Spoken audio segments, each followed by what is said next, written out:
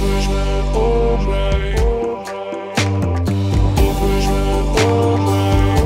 ouvir? Estás a ouvir? A todos os ouvidos. Anda, vai começar um programa. Bem-vindos a mais um episódio do Ouves-me Bem. Hoje aqui com as minhas convidadas Ana Carolina Brás, fundadora do projeto Maternar Mais Leve. Bem-vinda. Olá. E a Carolina Gomes, da área de Business and People Facilitation. Bem-vinda. Obrigada, Carolina. bom dia. Bom dia. Então vamos lá aqui com este tema, que me é muito querido. Eu gosto muito do tema da parentalidade. Não sou mãe, mas tenho aprendido imenso e tenho crianças, não é? À minha volta, então acho assim fantástico. E começava por ti, Ana. Fala-nos, começa-nos por falar aqui um bocadinho aqui deste teu projeto.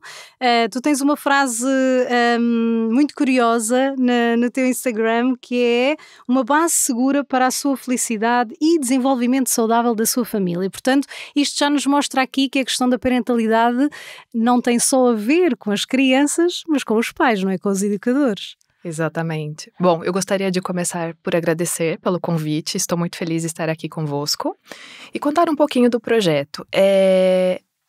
Ao falar desse projeto pessoal e profissional, as duas histórias se cruzam. Então, eu sou psicóloga, tenho pós-doutorado em psicologia e trabalhava até, antes de ser mãe, trabalhava com envelhecimento. Com a chegada da parentalidade na prática, eu me deparei com questões que me fizeram pensar numa possibilidade de transição de carreira. Então, foi para aí que eu me organizei e comecei a fazer essa transição para trabalhar com questões de parentalidade. E sim, uma base segura vai ser super importante, não apenas para as crianças, mas também para a família. E assim, há uma interação entre as crianças e a família e o ambiente de trabalho. Então, tudo se conecta. E aí, então, foi muito partindo dessa minha trajetória pessoal que eu me reencontrei profissionalmente. Muito bem. Então, foste mãe também, Sim, certo? sim. Portanto, eu acho que isso aí também foi um boost para este tema, não é? Sim.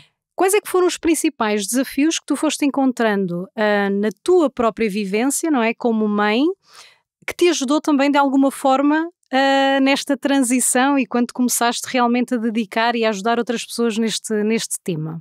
Olha, o primeiro desafio foi que eu não encontrei um suporte profissional que eu achasse que era bem estruturado. Isso foi há quanto tempo já agora? Bom, eu sou mãe do Antônio, que tem quase 8 anos, e da Beatriz, que tem 2 anos e 5 meses. Pronto, isso é importante porque eu acho que a parentalidade tem vindo a ganhar aqui muito relevo há pouco tempo. Exato, não é? Portanto, há 8 anos acredito que se calhar ainda não existisse muito, não é? Já havia muito material, mas aquela coisa de muito material baseado no senso comum, em achismos ou em coisas que direcionavam até para julgamento ou para informações não bem fundamentadas. Então, partindo dessa minha dificuldade em encontrar algo que eu achasse confiável e sólido, eu comecei a estudar e comecei a procurar essas pessoas. Eu fui vendo que havia poucas pessoas com trabalho que eu achava um trabalho bem estruturado, bem feito. E ao mesmo tempo em que havia poucas pessoas que trabalhassem nessa área, havia muita demanda para a área. Os pais todos de cabelos em pé em exato. casa. E às vezes características nossas do ambiente de trabalho, nós tentamos fazer essa transição para a parentalidade. No meu caso, e muito particular, que foi um dos pontos que me levou para essa transição. Isso. Fala-nos desse exemplo. O perfeccionismo. O querer um alto desempenho, eu venho tanto de inserção corporativa como inserção acadêmica, em que eu tinha um excelente desempenho.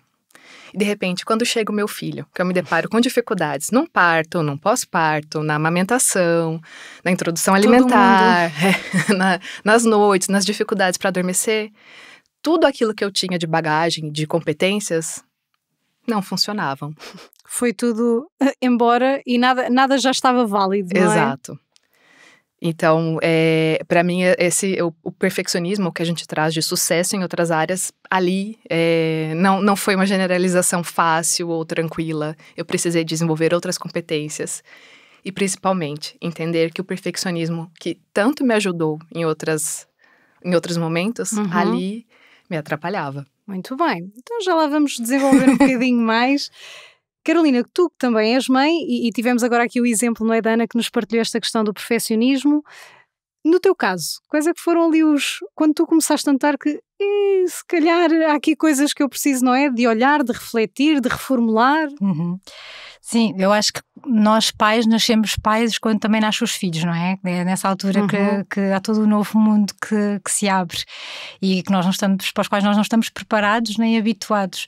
E eu particularmente, o meu maior desafio, e que ainda hoje o tenho, porque é algo que eu tenho que trabalhar e porque reconheço que assim seja, e que acho que tem muito a ver também com a nossa bagagem, o que é que nós também trazemos, como estava a dizer a Ana Carolina, e sobretudo a forma como também nós fomos educados, não é? A nossa educação e a forma como também nós fomos filhos, não é? Como nós também fomos educados e a parentalidade, a nossa relação com os nossos próprios pais.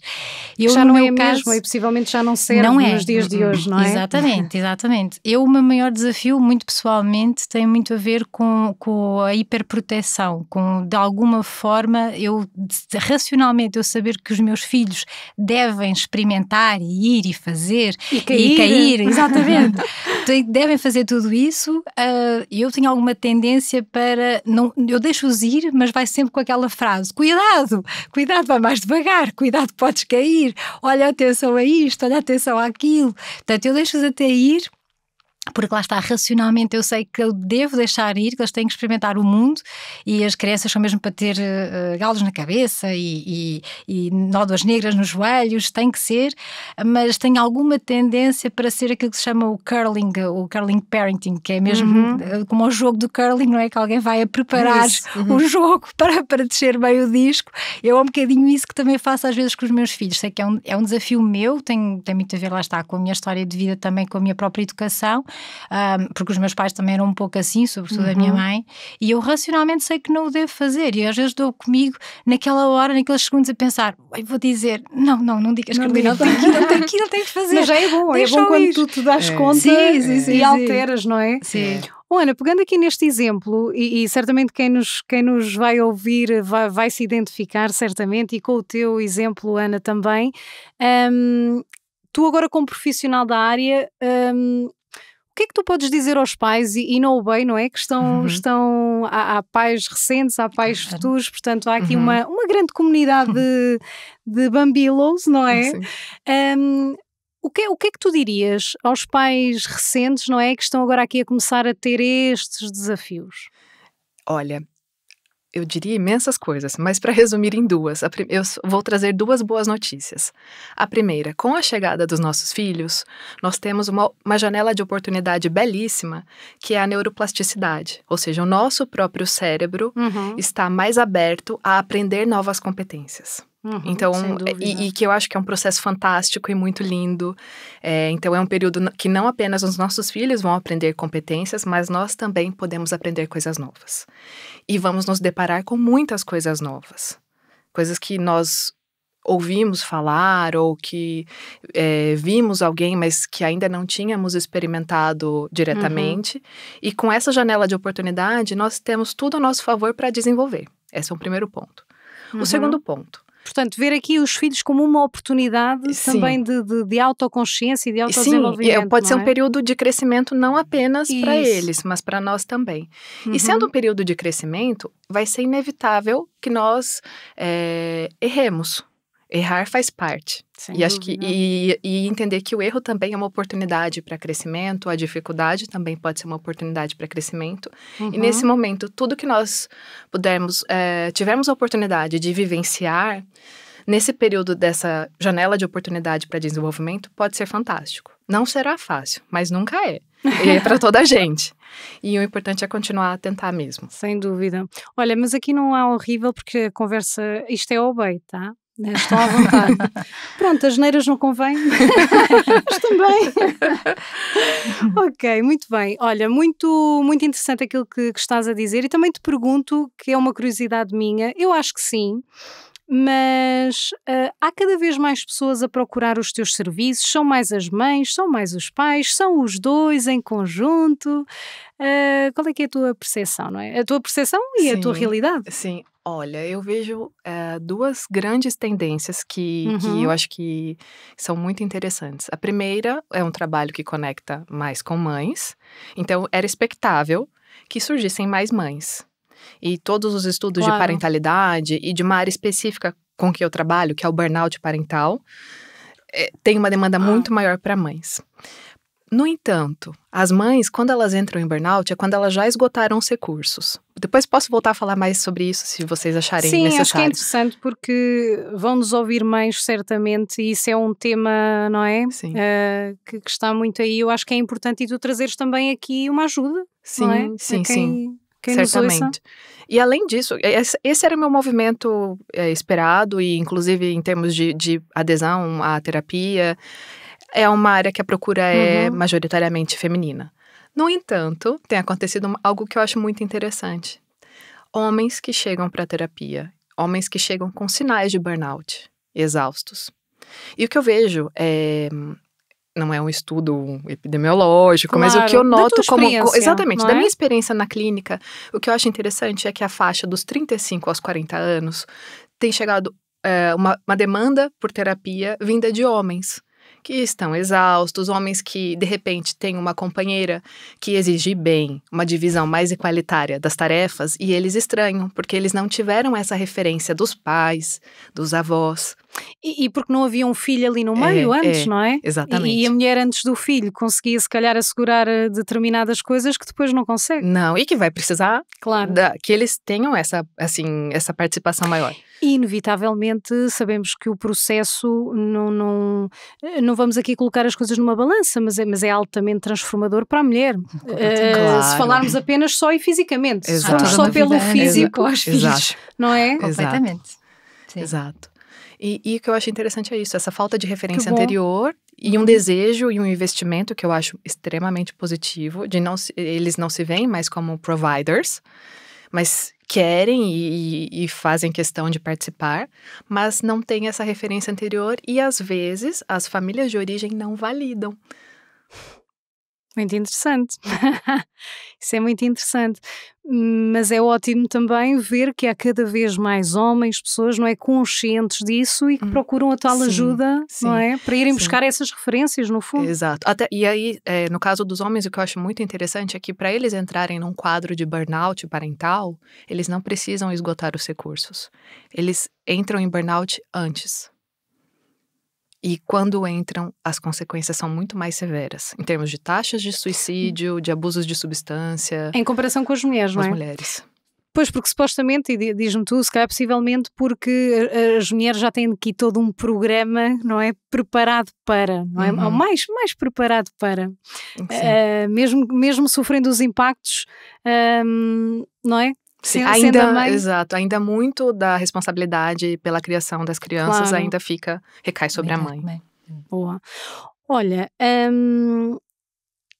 Carolina, passando agora aqui, passando-te a palavra, como é que tu vês, e estando tu aqui a representar a OBEI, não é? Como é que tu vês aqui o papel das empresas, da OBEI, naturalmente, inclusive, mas como é que tu vês aqui a importância do papel das empresas nesta questão da parentalidade e dos filhos? Porque eu acho que antigamente não se olhava a isso, há uns bons anos atrás, ou seja, o colaborador é o colaborador, é aquele que está lá a trabalhar e, portanto, a vida pessoal não interessa para nada. Mas o paradigma tem estado a mudar e ainda bem, não é? Pelo aquilo que falávamos, ainda num outro episódio, de que é o local onde grande parte das pessoas passa a maior parte do seu tempo. Portanto, não dá aqui para ignorar a família, não é? E a vida pessoal. Sim, sem dúvida, até porque um colaborador, quando está motivado e está bem, fisicamente e psicologicamente, tem outro contributo e também dá outro rendimento à própria empresa. Portanto, é uma relação que tanto a empresa como o próprio colaborador ganham. É uma relação win-win. Portanto, obviamente que as empresas devem também olhar para esta questão. É algo que a mim particularmente mexe muito comigo, faz-me imensa confusão e várias vezes acontece a alguns consultores, colaboradores que vêm até de outras empresas, às vezes pela própria experiência de vida que têm, já aconteceu sentirem que eventualmente não foram olhados nesse período de vida em que foram pais e mães e que sentiram de facto essa falta de proteção. E de facto faz muita confusão e não há muito pouco tempo, eu própria, cheguei a ir a entrevistas de emprego e que me perguntaram quando é que eu queria ser mãe e fui posta de parte. Portanto, isto continua a existir neste século em Portugal e provavelmente noutros países e noutras culturas também. E isto é algo que mexe muito comigo, porque é o que eu sempre penso. Nós podemos nem todos ser pais, nem todos temos que ser pais, mas já todos fomos filhos. Isso é certo. E todos nós sabemos a relação e a importância que tem a relação com os pais. Seja pai e mãe, seja alguém que fez a figura do pai e mãe. Alguém que possa ter... Para o nosso bem-estar a nível global, tudo, em todas as áreas da nossa vida, não é? Sim, em tudo. Para nós, para a nossa pertença, para o nosso equilíbrio, para a nossa saúde, para tudo. É importantíssimo. E faz muita confusão quando algumas pessoas têm essa atitude ainda. Vai estar grávida dentro de pouco tempo, ou está grávida, vai entrar em licença, e as pessoas ficam excluídas automaticamente. Isso faz muita confusão, porque lá está, eu percebo do lado das empresas que isso tem impacto, obviamente, mas também tem que perceber o outro lado, que é todos nós já fomos filhos e todos nós sabemos a importância de uma relação parental e o apoio que é necessário ter. Sem dúvida. E eu acho que a UBEI chegou a essa conclusão muito rápido, não é? Percebeu isso. Sim, na UBEI, obviamente eu posso ser suspeita para falar, mas eu não sinto nada desse tipo de comportamento, não tenho essa visibilidade, nem essa experiência, nem pessoalmente, nem com aquilo que vejo acontecer à minha volta. Por exemplo, eu posso dizer no meu exemplo pessoal, eu, por exemplo, tenho aqui alguma liberdade e lá está, fazermos as nossas tarefas e o nosso desempenho do nosso trabalho com responsabilidade, mas com independência também. Somos todos adultos e queremos acreditar que as pessoas sabem fazer o seu trabalho, obviamente respeitando algumas regras mínimas que têm que haver, porque vivemos numa sociedade e há uma empresa, mas com alguma responsabilidade e independência. E eu tenho essa flexibilidade. Por exemplo, foi uma coisa que eu tive que adaptar há pouco tempo. Eu ia buscar sempre os meus filhos muito perto da hora do fecho dos colégios. E, por exemplo, este ano mesmo foi uma coisa que me deu um clique quando eu vi no dia da mãe, por exemplo, na sala do meu filho fizeram uma atividade com as crianças em que perguntaram às crianças pediram às crianças para falar sobre a mãe, caracteriza a tua mãe, fala-me sobre a tua mãe, o que é que a tua mãe faz, como é que é a mãe, como é que tu dirias, o que é que tu dirias da mamãe. Muito interessante. Pronto, foi.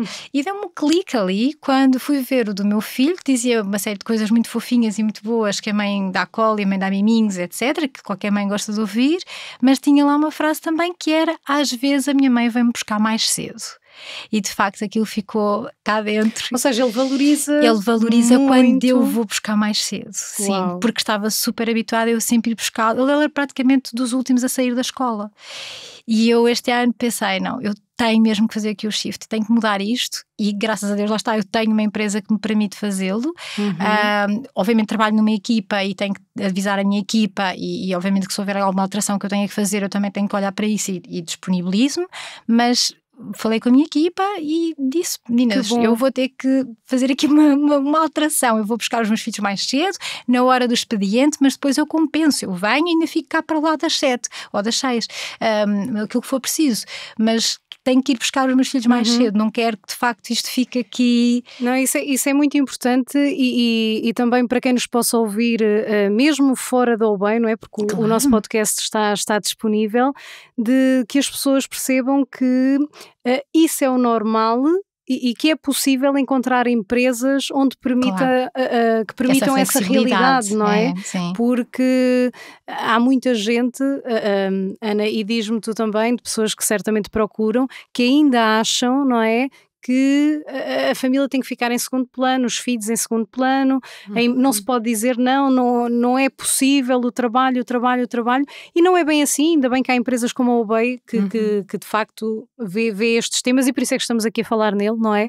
Vê estes temas de uma outra forma, não é? Por isso diz-me, Ana, isto são algumas preocupações, não é? Esta partilha aqui da Carolina foi muito interessante, que tu ouves nas tuas consultas de quem te procura? Sim. É algo que eu diria que aparece em 75% das pessoas que me procuram para consultas, sobretudo quando elas ainda não fizeram retorno para o trabalho, estão a pensar. Tem um grupo que é menor em termos, assim, menor proporção das pessoas que eu procuro, que procuram pelo meu trabalho, que são pessoas que estão a planear uma gravidez. E que relatam receios também de como isso será visto, o que é melhor fazer, o que é mais estratégico. Já as pessoas que estão para regressar, algumas começam a repensar a carreira. Também eu vejo que é um movimento muito comum, pessoas que fazem uma transição de carreira nesse Nessa período. fase, não é? De experimentar novas possibilidades de trabalho ou procurar empresas que sejam mais amigas da parentalidade. E quando isso é possível, acho que todo mundo sai ganhando. Como a Carolina disse, é uma situação de ganha-ganha mesmo. Uhum. Olha, e já falaste aí em algumas questões, mas tu consegues identificar, se eu te perguntasse assim, quais são as principais preocupações destas mães, destes pais, não é? Das mães e dos pais do nosso país e se calhar fora também, não é? Que te procuram, quais é que são? Olha, a principal eu acho que é saber se está a fazer o correto. Ou seja, com os filhos, a criança, não é? com as crianças, Ok. se isso não vai deixar algum trauma ou vai trazer alguma consequência negativa, acho que esse é o nuclear. E aí, pensar nesse eu fiz o correto serve para via de parto, serve para distância entre os irmãos, serve para o pós-parto, para amamentar ou para oferecer o leite artificial. Que tipo de introdução alimentar, quando entrar na escola, ou procurar uma ama, ou a mãe ficar mais tempo em casa, ou o pai. Então, assim, para diferentes cenários, o medo é esse. Será que eu fiz a melhor escolha? Será que de que maneira isso vai impactar no meu filho no futuro?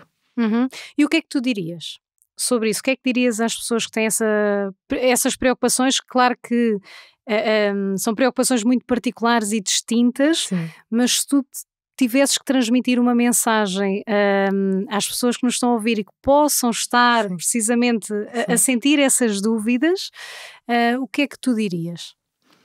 Eu diria que não existe uma única possibilidade certa e várias outras erradas. E que é preciso equacionar o bem-estar da criança, da mãe, do pai, ou das mães, ou dos pais. Então, acima de tudo, o bem-estar Sim. da família. Equacionar. Toda escolha vai ter ganhas e vai ter perdas. É tentar equacionar o que funciona. Um exemplo. Muitas pessoas querem fazer uma introdução alimentar só com produtos orgânicos, com 5 cores no prato. Isso seria o próximo do ideal? Seria. Mas no dia a dia, como é que isso fica para essa família? Então, assim, é melhor uma criança que esteja bem alimentada, que tenha uma mãe, um pai ou cuidadores que estejam bem, que não estejam estressados, que consigam se vincular com ela, do que oferecer as 5 cores do prato. Sendo que a mãe tá exausta, tá morta, o pai já não fala com a mãe. Então, é tentar relativizar e simplificar. E simplificar, uma boa palavra. Carolina, Sim.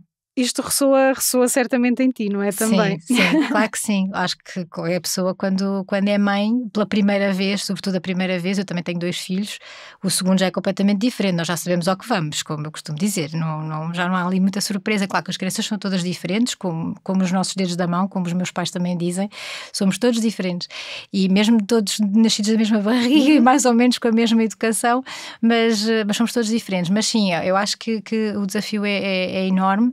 Mas é um bocadinho como a Ana Carolina estava a dizer. Eu acho que há coisas que nós temos que relativizar e as teorias também provam isso. Não há mães perfeitas, não há pais perfeitos, como também não há filhos perfeitos. E ainda bem que assim é, porque senão seria uma frustração enorme para os nossos filhos. É a tal história da mãe suficientemente boa. Bonicote. Nós temos que ser e fazer o melhor que nós, na nossa consciência, achamos que estamos a fazer naquela fase. Claro que, como estava a Ana Carolina a dizer, eu acho que a maternidade, a parentalidade traz-nos um crescimento e uma oportunidade grande de olhar para nós, porque lá está, muitas coisas que passam com os nossos filhos, no fundo, são nossas. É como se fosse um espelho, não é? Há muita coisa ali que às vezes eu tenho que pensar, até por exemplo, olha, vou dar um exemplo claro, por exemplo, a questão dos ecrãs, que hoje em dia toda a gente fala sobre a história dos ecrãs e a dependência e as horas que as crianças passam agarrados aos ecrãs. E os pais. E os pais também, às vezes, quantas vezes vamos ao restaurante e estão famílias inteiras, desde o pai, mãe, filhos, tudo agarrado aos ecrãs, não é? Todos nós falamos sobre isso.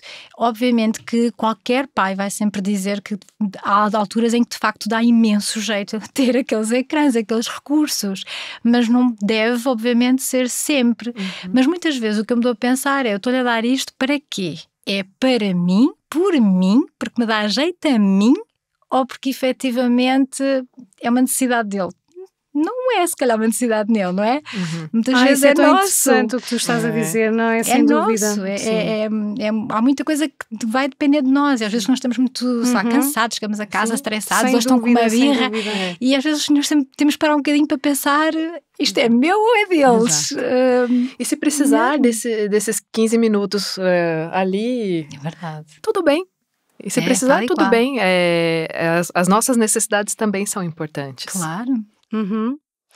Boa. Não, isto é fantástico. Eu também trabalho com desenvolvimento humano, não é? E eu costumo dizer que a maternidade ou a paternidade é o maior curso de autoconhecimento e desenvolvimento pessoal que as pessoas podem fazer. Portanto, quando a malta anda aí à procura, o que é que eu faço, isto e aquilo, portanto, se têm filhos, olhem para os vossos filhos, porque aquilo é um despertar gigante e tu, Carolina, trouxeste um exemplo muito bom e de nós consciencializarmos quem nos estiver a ouvir, que é nós questionarmos. Sem julgamento, não é? Será que isto é por mim ou é por ele? E também se for por mim também não está mal, não é? Como a Ana diz, porque se calhar nós precisamos daquele tempo, não é? Exatamente.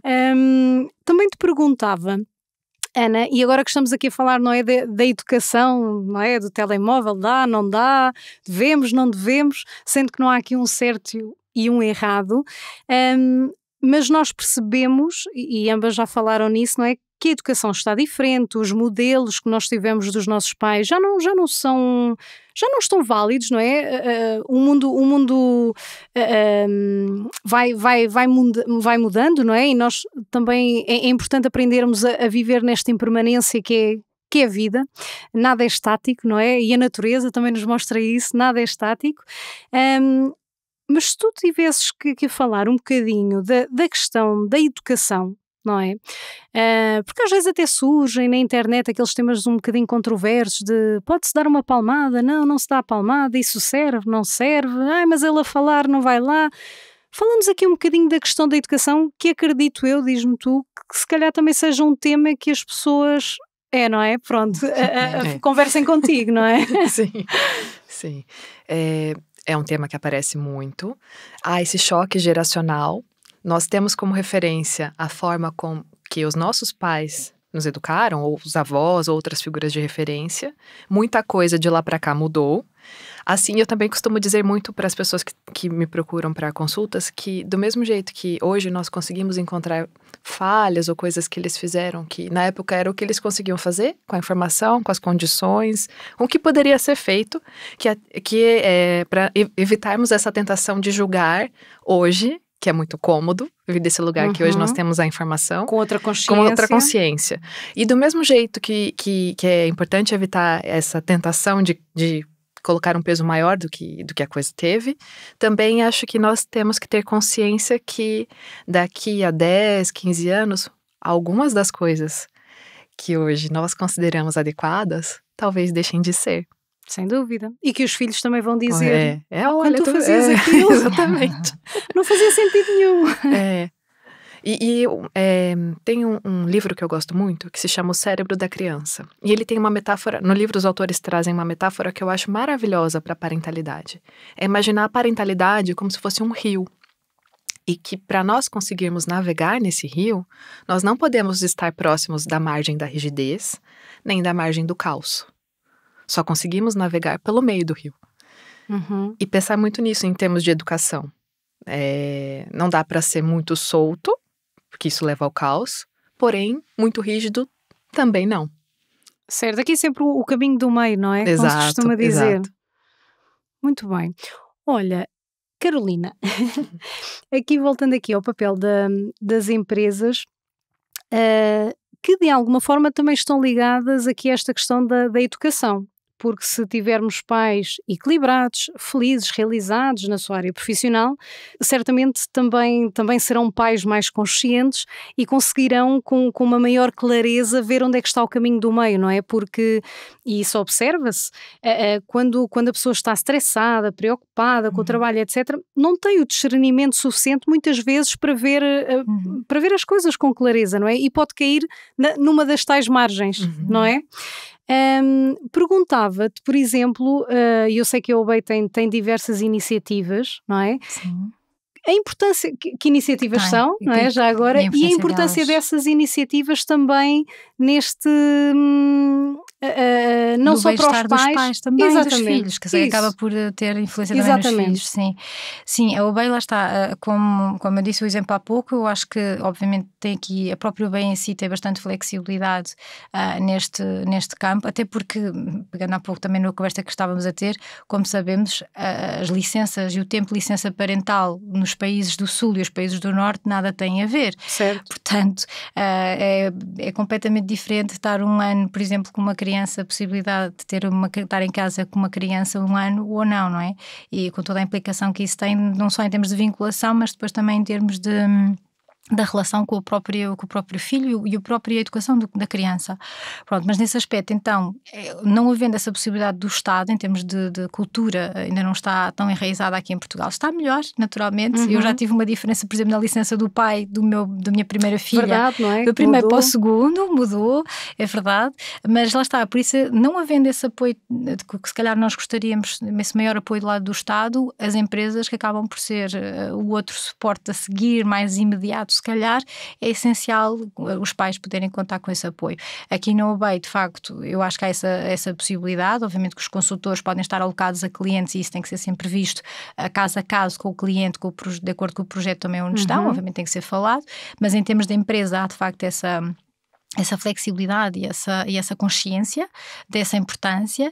E depois para as crianças mesmo nós tentamos também fazer aqui um acompanhamento, desde logo também em termos de marca e em termos dos próprios pais também sentirem que a sua família é toda incluída na Obey, digamos assim. Então desde logo quando o bebê nasce, nós também oferecemos o kit Albilos, que é um kit preparado especificamente para bebés, portanto tem uma série de, não vou estar a desvendar aqui tudo, mas tem uma série de produtos, sim, surpresas, miminhos, que qualquer pai agradece muito ali no início, porque toda a gente sabe que quando somos bebés pequeninos temos que comprar imensas coisas. Financeiramente ajuda imenso, sim, não é? Imenso, é isso mesmo, fraldas e todas as questões que nós temos, logística e coisas que temos que comprar ali no início. Então esse kit ajuda imenso e tem um miminho também para a própria criança, é o kit Bambilos. Depois, entretanto, também assim que também começam a creche, a idade já de creche, temos o apoio também para as crianças desde essa altura da creche até ao 12º ano, que acaba por ser um apoio monetário, que obviamente depois os pais farão a gestão, mas é no fundo um apoio de acordo com o ano da criança, o ano de escolaridade ou o ano de idade. Fazemos também essa oferta, portanto, essa ajuda, essa contribuição financeira. Depois também temos na festa de Natal, na altura de Natal, temos uma festa para os colaboradores e temos uma festa especificamente para os filhos dos colaboradores. Exatamente, a festa de Natal que eles também adoram sempre, os meus vão sempre, lá está. Além também temos também uma festa em setembro, normalmente também uma festa foi agora há pouco tempo, foi na semana passada aqui em Lisboa, agora no fim de semana, uma festa também para as famílias, onde, portanto, não só os filhos, mas também o resto da família. Exatamente, e também podem normalmente levar até os animais de estimação também, de acordo com o espaço, obviamente se o espaço permitir também são muito bem-vindos. E posso também aqui já adiantar, aqui um bocadinho um spoiler, que em novembro Isto é a nossa promoção, malta. Tenham filhos. Exato. Podem ter filhos à vontade. E vir para o bem. Sim, e também posso já aqui adiantar que em novembro, através do nosso programa Pulse, nós vamos ter aqui também 2 workshops sobre parentalidade que vão certamente também dar aqui continuidade a este tema que nos diz tanto a todos nós, seja como pais, seja como filhos ou ambos. E é isso. Ai, que bom, que bom. Não é, Ana? Sim, é espetacular. É, não é? Por isso, olha, já sabes, existe aqui uma empresa fantástica para alguns dos teus com certeza pacientes. Olha, e já estamos aqui quase a finalizar a nossa conversa. Para quem nos esteja a ouvir e que estejam aqui a passar por estes desafios, que possam até estar de licença, não é? Por exemplo, colaboradores da Obey ou de outras empresas que possam estar de licença, que ferramentas ou uma ferramenta que tu consideres essencial e que possas passar aqui mesmo na prática? Uma situação prática que seja comum acontecer, não é? E ajudares aqui os pais que nos estão a ouvir de como lidar com isso. Pais e não só, porque cuidadores, não é? Como lidar com alguma situação que tu queiras aí selecionar? Olha, vou pensar em uma que eu acho que é muito, muito, muito, muito frequente, tá provavelmente no top, que é quando a criança ou o bebê dorme mal à noite e os pais precisam boa. ficar acordados. É incômodo. No dia seguinte nós temos que trabalhar, ou tentar ali adormecer a criança, acalmar.